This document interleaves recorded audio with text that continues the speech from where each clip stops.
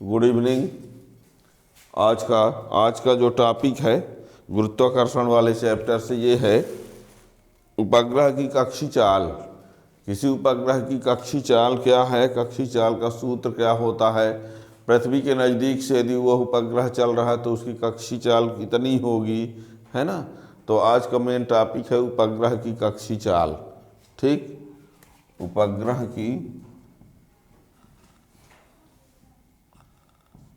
कक्षीय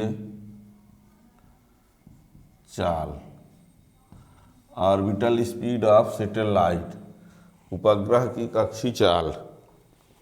तो देखिए इसमें क्या होता है, प्रत्येक उपग्रह जो होते हैं ग्रहों के चारों ओर चक्कर लगाते हैं, और जो ग्रह होते हैं सूर्य के चारों ओर चक्कर लगाते हैं, है ना। तो हमको उपग्रह की कक्षीय चाल पढ़ना है। तो किसी ग्रह के चारों ओर किसी कक्षा में उपग्रह को स्थापित करने के लिए, किसी ग्रह के चारों ओर किसी उपग्रह को किसी कक्षा में स्थापित करने के लिए आवश्यक चाल को उस उपग्रह की कक्षीय चाल कहते हैं। ठीक है ना, उपग्रह की कक्षीय चाल यानी किसी ग्रह के चारों ओर किसी उपग्रह को किसी कक्षा में स्थापित करने के लिए जितनी चाल की ज़रूरत पड़े, जितने से वो उस कक्षा में घूमने लगे, ठीक है ना, तो उस चाल को उस उपग्रह की क्या कहा जाता है, कक्षीय चाल कहते हैं। ठीक है, तो ये तो परिभाषा हो गई। किसी ग्रह के चारों ओर किसी उपग्रह को किसी कक्षा में स्थापित करने के लिए आवश्यक चाल को उस उपग्रह की क्या कहते हैं, उपग्रह की कक्षीय चाल कहते हैं। और जब कोई भी यदि वृत्ताकार मार्ग में घूमे, यदि मानकर हम चलते हैं कोई उपग्रह किसी ग्रह के चारों ओर किसी वृत्ताकार मार्ग में घूमता है, तो जब वो घूमेगा तो घूमने के लिए अभिकेंद्र बल की ज़रूरत पड़ेगी। किसकी ज़रूरत पड़ेगी, अभिकेंद्र बल की। और अभिकेंद्र बल की ज़रूरत पड़ी और ग्रह उपग्रह को आकर्षित करेगा, ग्रह जो है उपग्रह को, तो गुरुत्वाकर्षण बल भी लगेगा। तो यानी उपग्रह के पर ग्रह के द्वारा जो गुरुत्वाकर्षण बल लगेगा, वही गुरुत्वाकर्षण बल उसको वृत्तीय मार्ग में घुमाने के लिए अभिकेंद्र बल प्रदान करेगा। तो अभिकेंद्र बल और गुरुत्वाकर्षण बल को बराबर कर देंगे। हम ये बोल रहे हैं, मान लीजिए ये ग्रह है और इसके चारों ओर कोई उपग्रह क्या कर रहा है, ये मान लीजिए उपग्रह है, ये क्या है, ग्रह है, इसका केंद्र O है, इसकी त्रिज्या क्या है, R है, और यहाँ से यहाँ तक इसको हम ले लेते हैं R। ठीक है, तो जो उपग्रह है उसके द्रव्यमान को m ले लेते हैं, इसका द्रव्यमान ये, और मान लीजिए ये घूम रहा कितने वेग से, v वेग से, और इसकी त्रिज्या कितनी है इस कक्षा की, स्मॉल r, और ये किसकी त्रिज्या है, ग्रह की। ठीक है ना, तो ये m द्रव्यमान का एक उपग्रह है, r त्रिज्या की वृत्तीय कक्षा में घूम रहा है। तो घूमने के लिए इसको किसकी ज़रूरत पड़ती है, अभिकेंद्र बल की ज़रूरत पड़ती है। किसकी, और ये ग्रह जो है उस उपग्रह को अपनी ओर क्या करेगा, गुरुत्वाकर्षण बल लगाएगा। कौन सा बल लगाएगा, वो यानी ये बल लगाएगा Gm अपान R स्क्वायर। ठीक है, तो ये दोनों क्या होंगे, जब ये दोनों बराबर होंगे तभी तो ये चक्कर लगाएगा, यदि बराबर नहीं है तो नहीं लगाएगा। तो इससे हम क्या करेंगे, m से m को काट देंगे, R से T स्क्वायर कट जाएगा, तभी बराबर √Gm अपान R, यही हो जाएगा उपग्रह की कक्षीय।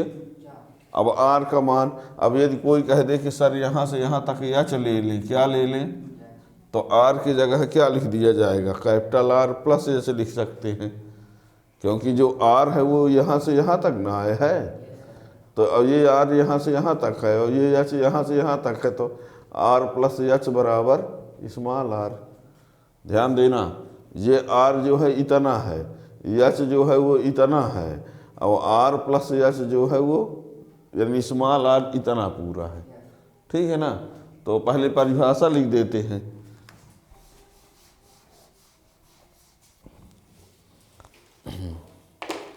अब यहाँ पर ग्रह का मतलब हम पृथ्वी से लेकर चलेंगे, पर परिभाषा में हम यही लिख देते हैं, किसी ग्रह के चारों ओर किसी ग्रह के चारों ओर किसी कक्षा में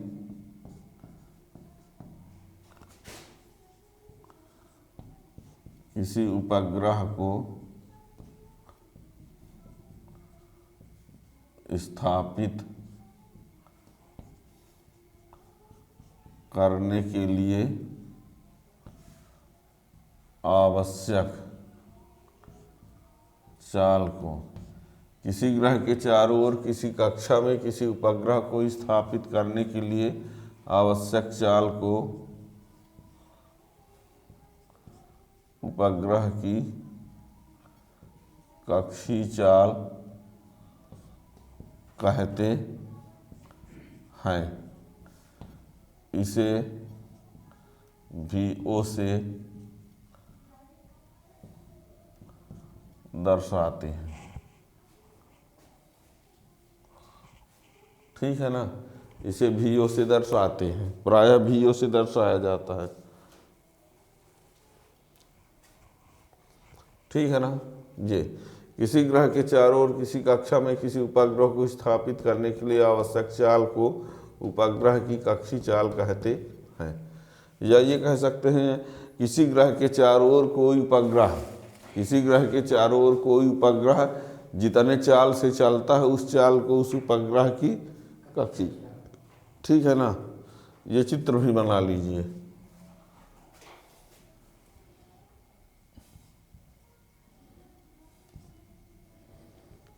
मान लिया पृथ्वी का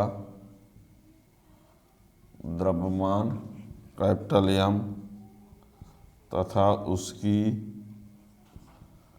त्रिज्या कैपिटल R है। इसके चारों ओर R त्रिज्या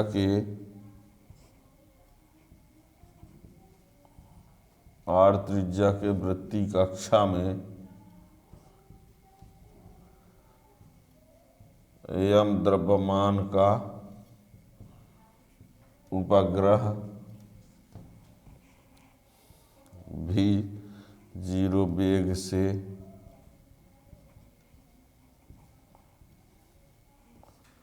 वृत्तीय गति कर रहा है। मान लीजिए पृथ्वी का द्रव्यमान कैपिटल M है, उसकी त्रिज्या कैपिटल R है। इसके चारों ओर R त्रिज्या के वृत्तीय कक्षा में M द्रव्यमान का उपग्रह v0 वेग से वृत्तीय गति कर रहा है। ठीक है ना।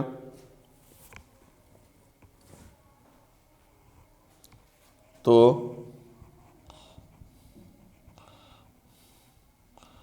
उपग्रह को वृत्तीय कक्षा में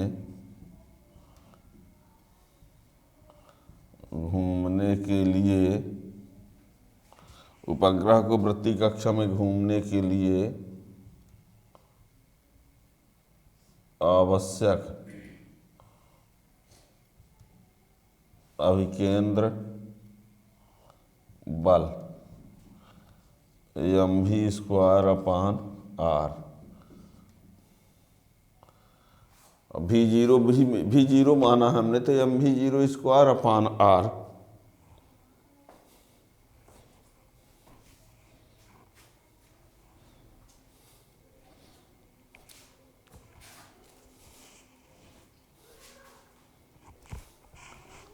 ठीक, तथा ग्रह द्वारा उपग्रह पर लगने वाला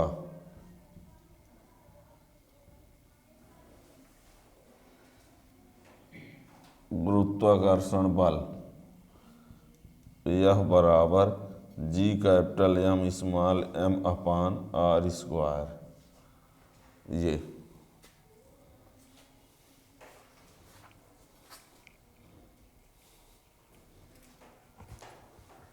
ठीक है। जब ये वृत्तीय कक्षा में घूमेगा तो उसको घूमने के लिए इस बल की ज़रूरत पड़ेगी, इस बल की ज़रूरत पड़ेगी।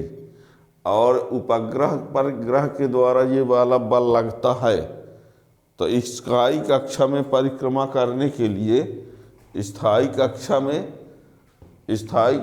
परिक्रमा करने के लिए यानी घूमने के लिए, स्थायी कक्षा में परिक्रमा करने के लिए यानी घूमने के लिए अभिकेंद्र बल और गुरुत्वाकर्षण बल क्या होना चाहिए? बराबर होना चाहिए, है ना। तो लिख देते हैं स्थायी कक्षा में परिभ्रमण के लिए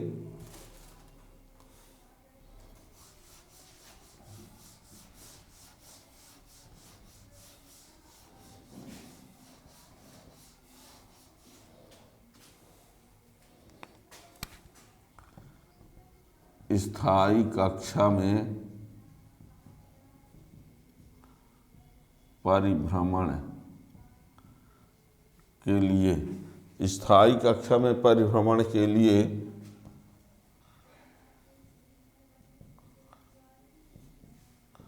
अभिकेंद्र बल बराबर गुरुत्वाकर्षण बल। तो m v naught square upon r equal to G capital M small m upon r square. ये इससे कैंसिल, ये इससे कैंसिल। भी नॉट स्क्वायर बराबर जी एम अपान आर। तो v naught equal to G M upon r, ये ठीक है। ये समीकरण नंबर 3। यह है समीकरण नंबर 3।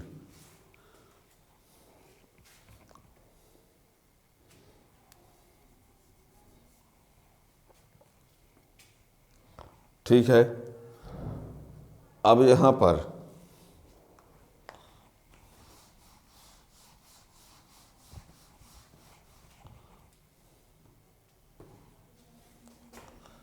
अब यदि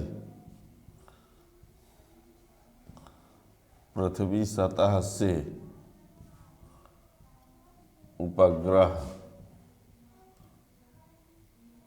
की ऊंचाई h है तो r बराबर r plus H, r plus H.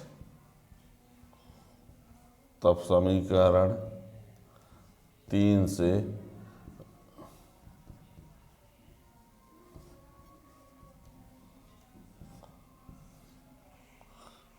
ठीक है, ये भी ठीक है, कोई दिक्कत नहीं है, ठीक है ना।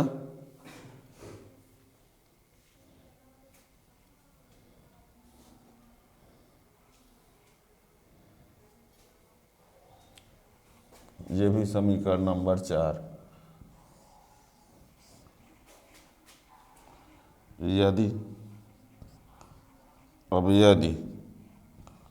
उपग्रह पृथ्वी के अत्यंत समीप है, अर्थात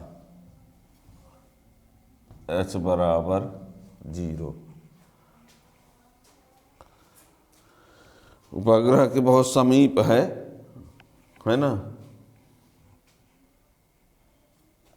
h बराबर 0 करो, चाहे ये कह दो कि h की उपेक्षा करने लायक इतना कम।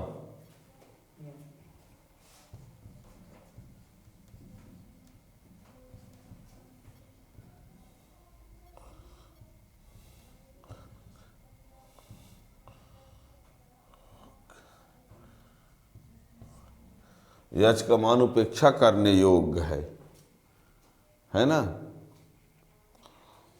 तो क्या हो जाएगा? तो VO बराबर GM अपान R हो सकता है कि नहीं?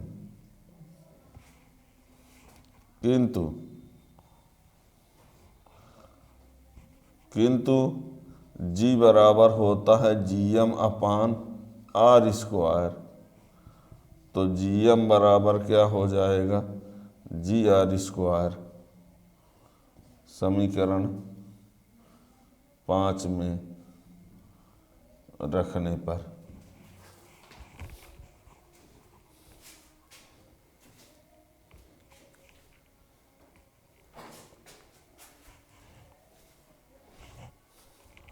ये जी और जी में संबंध से होता है। ध्यान देना कि उपग्रह की कक्षीय चाल का एक सूत्र तो ये वाला भी हो गया, मतलब GM/r स्मॉल r, एक भी GM/r प्लस h हो गया, h ऊंचाई पर, और यदि h को हम इग्नोर कर दें तो यही फार्मूला GM/r हो गया। ठीक है। अब जी और जी में संबंध से जानते हैं कि g बराबर GM/r², तो GM बराबर क्या हो जाएगा, GR², और इसको यहाँ रख देंगे तो देखना क्या हो जाएगा। समीकरण 5 से क्या आ जाएगा,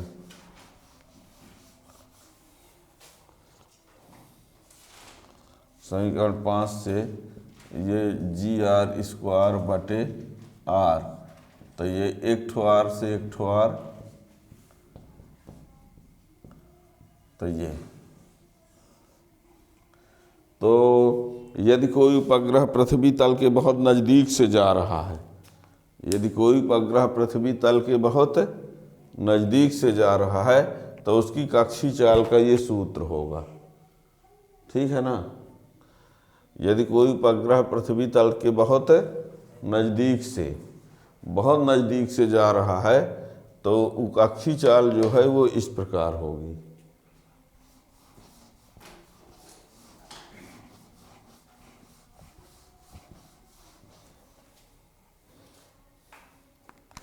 ये समीकरण नंबर 6 या 5।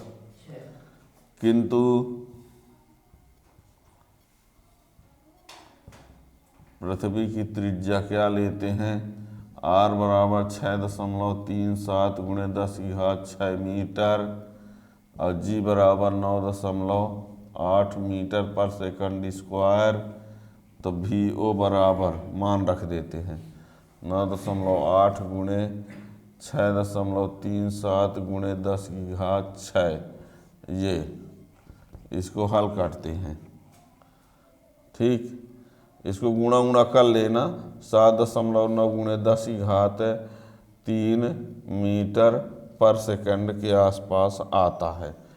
इसी को चाहो तो या करके ये लिख सकते हो 7.9 किलोमीटर प्रति सेकंड, है ना, या VO बराबर 8 किलोमीटर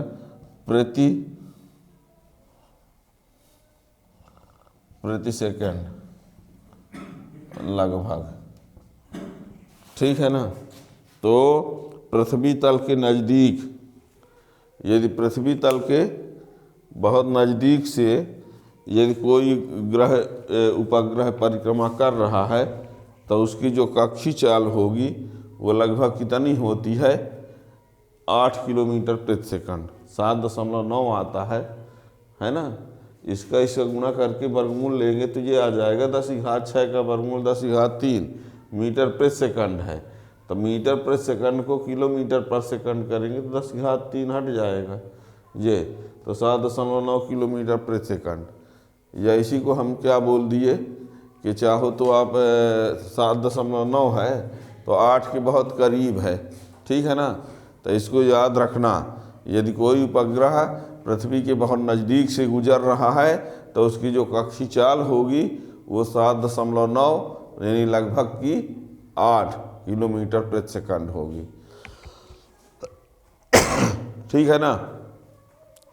अब यदि उसकी ऊंचाई, यदि उपग्रह की ऊंचाई क्या होती जाए, बढ़ती जाए, उपग्रह की ऊंचाई, तो क्या होगा, उसका वेग क्या हो जाएगा, कम हो जाएगा। ठीक है ना।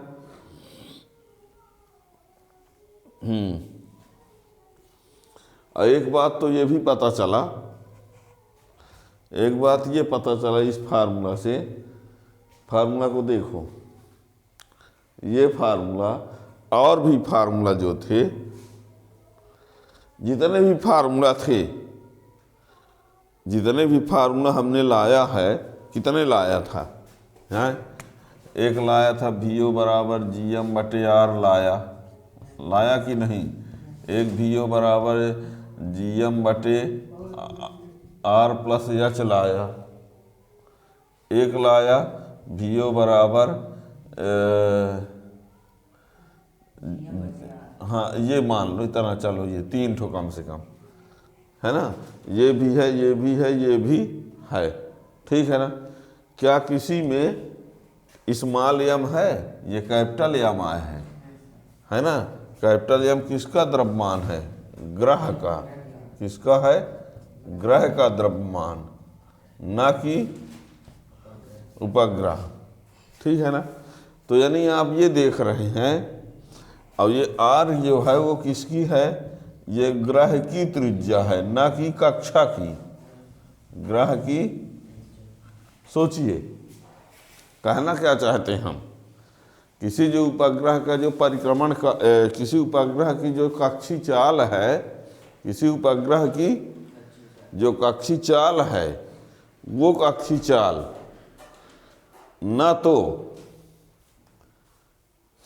तो उपग्रह के द्रव्यमान पर निर्भर है और न तो उस कक्षा की त्रिज्या पर, ठीक है ना। यहाँ से पृथ्वी तल के नज़दीक यदि है तो ठीक है ना। जैसे इस फार्मूला को देखा जाए तो न तो द्रव्यमान पर निर्भर है, न तो वृत्तीय कक्षा की त्रिज्या पर निर्भर है, यदि ये नज़दीक से गुजर रहा है तो, ठीक है ना। तो ये अब इसमें उपग्रह का परिक्रमण काल थोड़ा सा लगातार उसको भी देख लो, ठीक है ना। ये उपग्रह का परिक्रमण काल,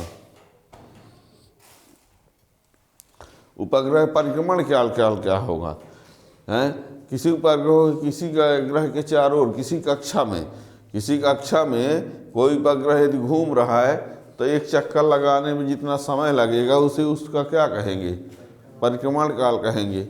यानी किसी कक्षा में किसी ग्रह को एक चक्र पूर्ण करने में लगा समय, किसी उपग्रह को किसी ग्रह के चारों ओर किसी कक्षा में एक चक्कर लगाने में जितना समय लगेगा उसे उसका क्या कहेंगे? परिक्रमण काल कहेंगे, ठीक है ना। तो थोड़ा सा उसको भी लिख देते हैं।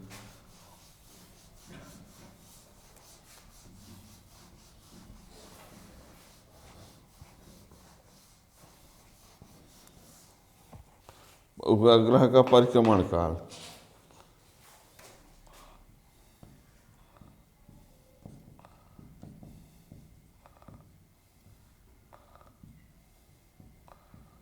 परिक्रमण काल, उपग्रह का परिक्रमण काल या परिभ्रमण काल। तो परिभाषा तो बता ही दिए, एक चक्कर लगाने में जितना समय लगेगा। परिक्रमण काल टी बराबर होता है 2πr/v, यानी दूरी बटे वेग, है ना। टी बराबर 2πr/v, तो ये 2πr, अब वेग का मान ये वाला gm/r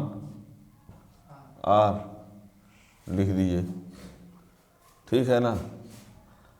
पूरा ये इतना, ठीक है। अब चाहो तो इसमें देखिएगा, यदि हम इसको चाहें तो ये लिख सकते हैं 2π√r² बटे gm/r। कैसे? 2π को बाहर कर दिए, r यहाँ है तो इसको अंडर रूट लगा के r² लिख दिए, हो सकता है। स्क्वायर लगा के अंडर रूट लगा दिए। अब यही फार्मूला क्या हो जाएगा? 2π√r³/gm, ठीक है। तो एक तो ये फार्मूला। अब r के जगह यदि हम चाहें तो r+h लिख दें तो यही फार्मूला हो जाए 2πr+h⁻⁴gm। ये भी हो सकता है ना, r के जगह r+h लिख दिए, ठीक है। अब यदि उपग्रह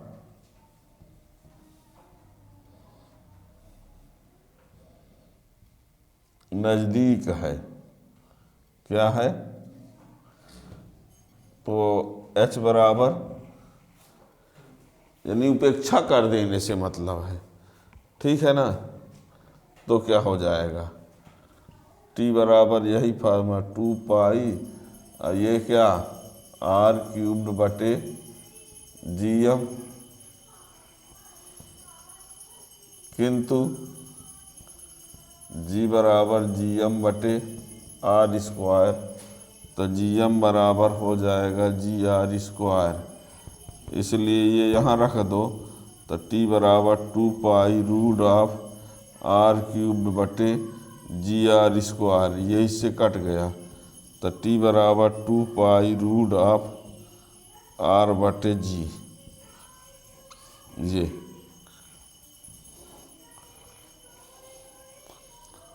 ठीक है ना।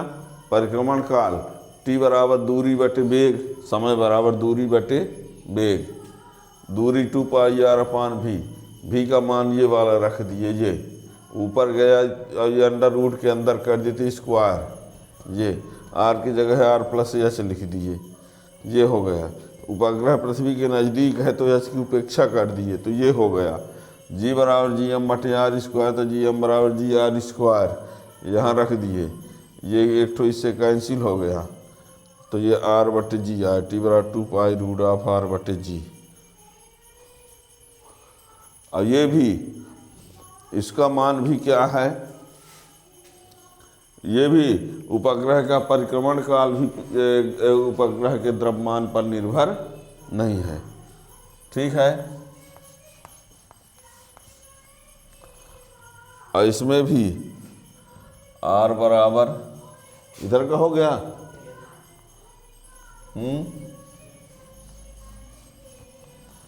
ये इधर लिखते रहिए, r बराबर वही 6.37 × 10⁶ मीटर, g बराबर 9.8 मीटर पर सेकंड स्क्वायर।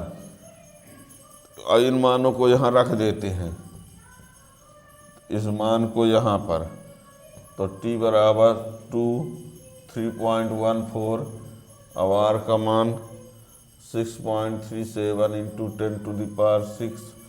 10⁶/9.8, तो t बराबर 6.28 × 10⁻³ 6.37 9.8, इसको हल उल करेंगे, ठीक है।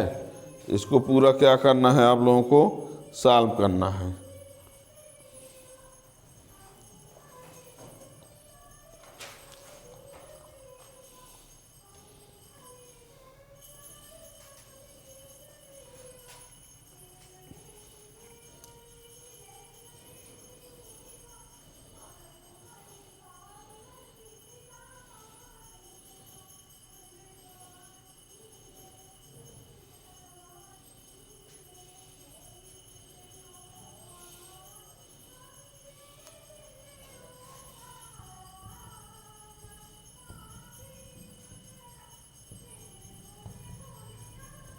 ऐसा कुछ आएगा 50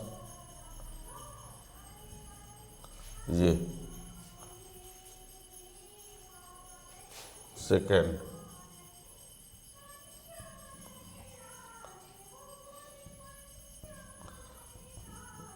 इसमें भाग कर दीजिए,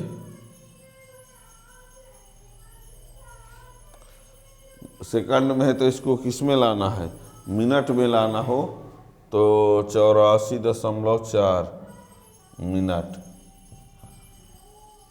60 का भाग कर देंगे। इतना तो अब कैलकुलेशन आप लोगों को करना पड़ेगा।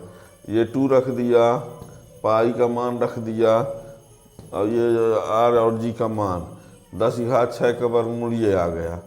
इसका भाग करके गुणा करेंगे तो वर्गमूल लेंगे तो ये आएगा, भाग करके वर्गमूल, इसका इससे गुणा कर दिए, टोटल ये आ गया, ठीक है। अब ये सेकंड में है, किस में है, तो ये 84.4 मिनट के आसपास, ठीक है ना। तो यदि कोई उपग्रह किस पृथ्वी के बहुत नज़दीक से चल रहा है, सुन लीजिए 2 बातों को याद रखना। यदि कोई उपग्रह पृथ्वी के बहुत नज़दीक से जा रहा है तो उसकी कक्षीय चाल 7.9 किलोमीटर प्रति सेकंड और उसका आवर्तकाल जो है कितना होता है 84.4 मिनट। ठीक है ना जी। यदि आपको ये क्वेश्चन समझ में आ गया है तो चैनल को ज़रूर सब्सक्राइब करें ताकि आगे आने वाले वीडियो का नोटिफिकेशन मिलता रहे। अन्य लोगों को भी शेयर करें ताकि उनको भी इस प्रकार का वीडियो मिल सके। Thank you.